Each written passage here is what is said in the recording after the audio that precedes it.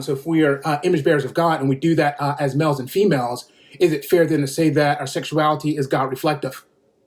That creation reveals the creator. That God created our sexuality to reveal aspects of who he is.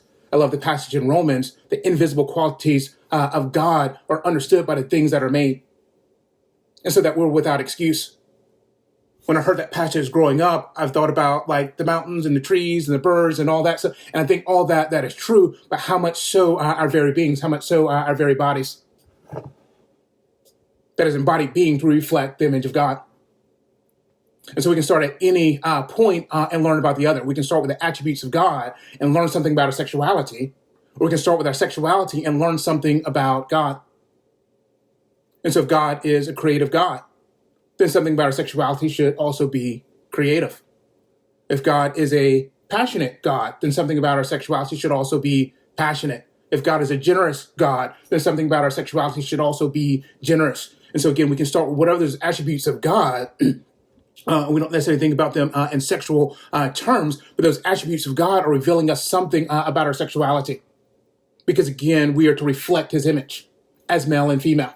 And so there's something interwoven in our sexuality as male and female that's to reflect back to the divine Godhead. But again, we can start with our sexuality and learn something about God. And so we can read the passages about God saving his people with his powerful right arm.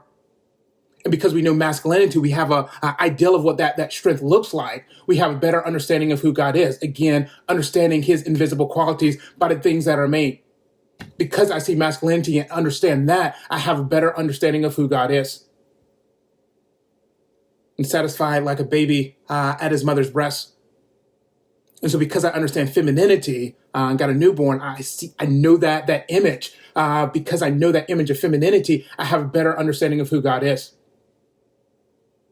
And so again, I can start at either point. I can start with the attributes of God. Man, who do I need to be as a sexual being? I can start, God is a holy God. Then again, something about my sexuality should be holy. Whatever those attributes of God, I should be able to find traces of that in my sexuality, because my sexuality should reflect God.